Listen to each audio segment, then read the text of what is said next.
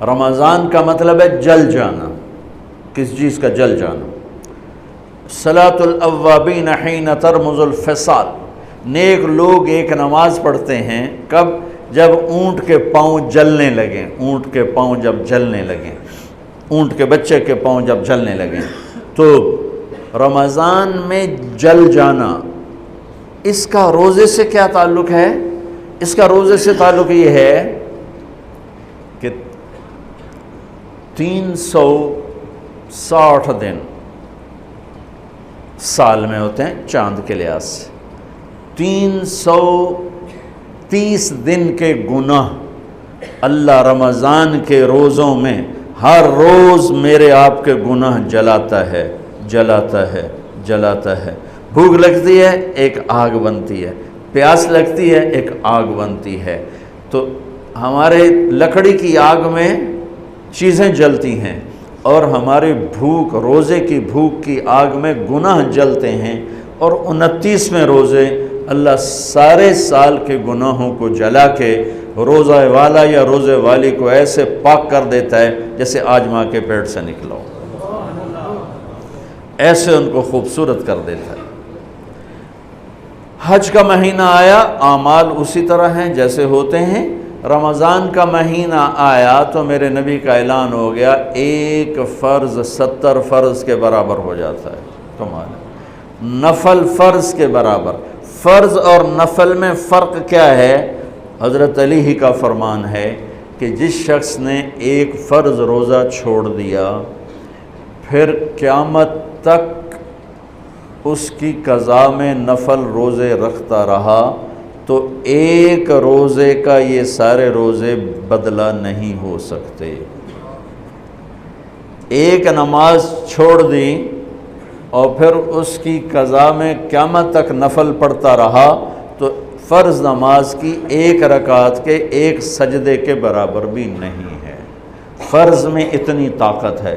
تو اللہ کی رحمت کیسے متوجہ ہوتی ہے کہ رمضان کے مہینے میں اللہ فرماتے ہیں میرے محبوب کی امت ہے، ایک فرض کو 70 کے برابر کر دو، اور پھر فرماتے ہیں نفل کو فرضوں کے برابر کر دو، اور پھر فرماتے ہیں جو رات کو تراویح پڑھے گا، دن میں روزہ رکھے گا، آخری رات اسے ایسے دھو کے پاک کر دوں گا کہ اس کے ذمے گناہ کا ایک ذرہ بھی باقی نہیں بچے گا، سب گناہ اللہ تعالیٰ اس کے معاف فرما دے گا۔ اور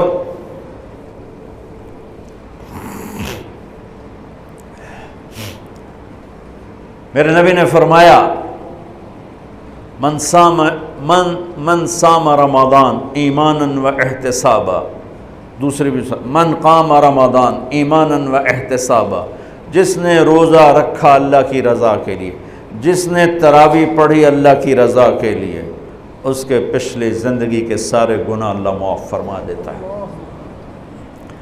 رات کا قیام کسی امت کو نہیں ملا۔ دیکھو روزہ سخت تھا تو ان کا قیام اللیل نہیں تھا، چونکہ وہ اپنی کتاب پڑھ سکتے ہی نہیں تھے۔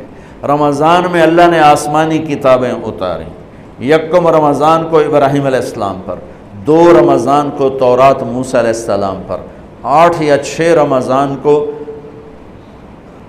عیسیٰ علیہ السلام ان پر، موسیٰ علیہ السلام پر، ان پر داؤد علیہ السلام پر زبور کو اتارا، اور 12 یا 18 رمضان کو عیسیٰ علیہ السلام پر انجیل کو اتارا، اور 21 رمضان کو اللہ تعالیٰ نے پیر کی رات لیلۃ القدر میں غار حرا کے اندر اللہ تعالیٰ نے اپنے محبوب پر کتاب کو اتارا۔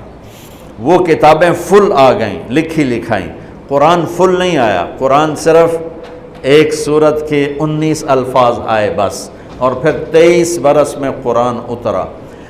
کتنے انبیاء ایسے گزرے ہیں جن کے پاس جبریل زندگی میں ایک دفعہ آیا، زندگی میں جبریل ایک دفعہ، اور ایک سے لے کر آگے کوئی تعداد مقرر نہیں ہے، 100 دفعہ 200 دفعہ، لیکن آپ حیران ہوں گے ہمارے نبی پر جبریل 23 برس میں 24,000 دفعہ آئے، 24,000 دفعہ، جو ایک عجب العجائب ہے، عجب العجائب ہے۔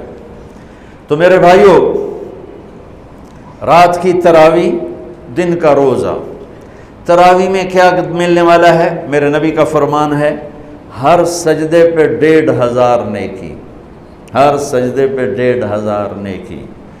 تھوڑی اپنی کاروباری مصروفیت گھٹاؤ، اپنی کاروباری مشقت گھٹاؤ، اپنے ملازموں کی بھی مشقت گھٹاؤ، تاکہ وہ تراویح پڑھ سکیں، روزہ رکھ سکیں، بشاشت سے پڑھ سکیں، اور اللہ کا فضل ہے ڈھیلے سے ڈھیلا حافظ بھی ہو تو 1.5 گھنٹے میں سارا کچھ نمٹ جاتا ہے۔ اتنی سی ہمت کرو میرے بھائیو کہ افطاری میں تھوڑا کھاؤ۔ اگر تم پہلوانوں کی طرح شروع ہو گیا نا، پھر تو تم سے عشاء بھی نہیں پڑھی جائے گی، تراویح تم نے کیا پڑھنی۔ روزہ جسم کی فالتو چیزوں کو جلاتا ہے، روزہ ایک قوت پیدا کرتا ہے ایمانی شیطان کے خلاف۔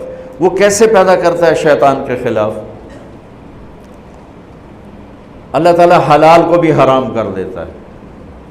جب بیوی کو بھی شہوت سے دیکھنا حرام ہو گیا اور یہ اس پہ قابو پا گیا تو اوروں کی عزت کو یہ حرام نظر سے کیوں دیکھے گا؟ جب یہ حلال کھانا چھوڑ گیا تو یہ جھوٹ کیوں بولے گا، یہ گالی کیوں دے گا، یہ غیبت کیوں کرے گا؟ جب یہ کان میں دوائی ڈالنا چھوڑ گیا کہ روزہ ٹوٹ جاتا ہے تو یہ اوروں کی غیبت کیوں سنے گا، اوروں کی برائی کیوں سنے گا؟ جب یہ آنکھ میں دوائی نہیں ڈالتا ہے کہ وہ حلق میں جاتی، وہاں سے وہ پیٹ میں چلی جاتی ہے، روزہ ٹوٹ جاتا ہے، تو یہ ان آنکھوں سے غلط کیوں دیکھے گا؟ یہ غلط کیوں کسی کی عزت کے اوپر اپنی بددیانت نظر کو ڈالے گا؟ تو جب یہ اندھیرے میں بند کمرے میں ٹھنڈا پانی پڑا ہوا ہے اور ہاتھ نہیں لگاتا ہے اور اللہ کا دھیان اسے یاد ہوتا ہے کہ اللہ دیکھ رہا ہے، نہاتے ہوئے ہونٹ بند کر لیتا ہے کہ کوئی پانی کا قطرہ منہ میں نہ چلا جائے اور میرا روزہ نہ ٹوٹ جائے، خراب نہ ہو جائے، تو یہ جب اللہ کا اتنا دھیان اس کو نصیب ہو جاتا ہے کہ اللہ دیکھ رہا ہے، ورنہ کیا کسی کو کیا خبر کہ میں 2 گلاس پانی پیتا یا میں پیاس سے بول رہا ہوں۔